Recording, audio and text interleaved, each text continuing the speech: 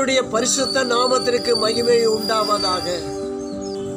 அன்புக்குரியவர்களே, 9 மாதங்கள் பலன் கொண்டு திடமனதாய் என்று சொல்லி நம்மை ஒவ்வொருவரையும் நடத்தி வந்த தேவனுக்கு மனதார நாம் நன்றி செலுத்த வேண்டும்.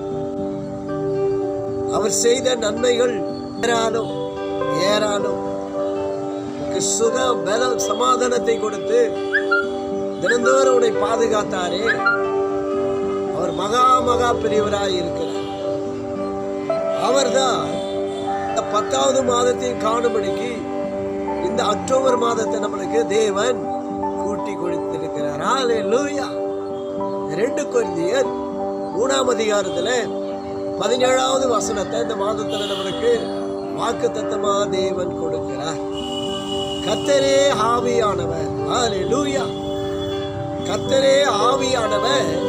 கர்த்தருடைய ஆவி எங்கேயோ அங்கே உனக்கும் எனக்கும் விடுதலை உண்டு. அவர் விடுதலை நாயகனாய் இருக்கிறார்.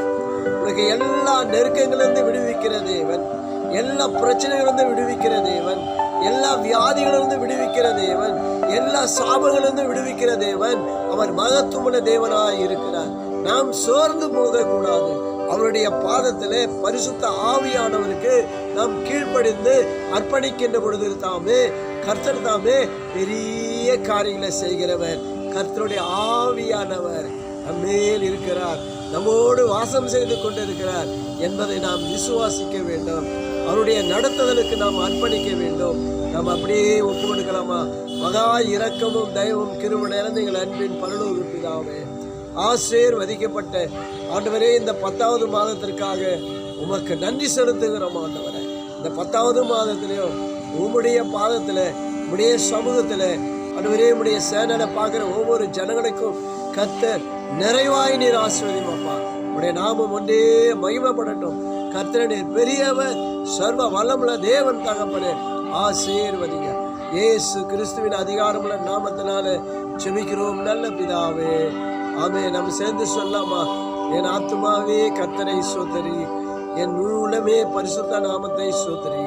என் ஆத்துமாவே கர்த்தரை ஸ்தோத்திரி, அவர் செய்த சகல உபகாரங்களையும் மறவாதே. ஆமென்.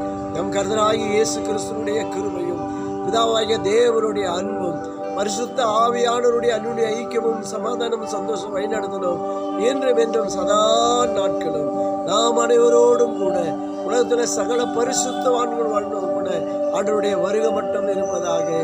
ஆமென். அல்லேலூயா. கர்த்தர் தாமே எங்கள் ஒவ்வொருவரையும் ஆசீர்வதிப்பாராக.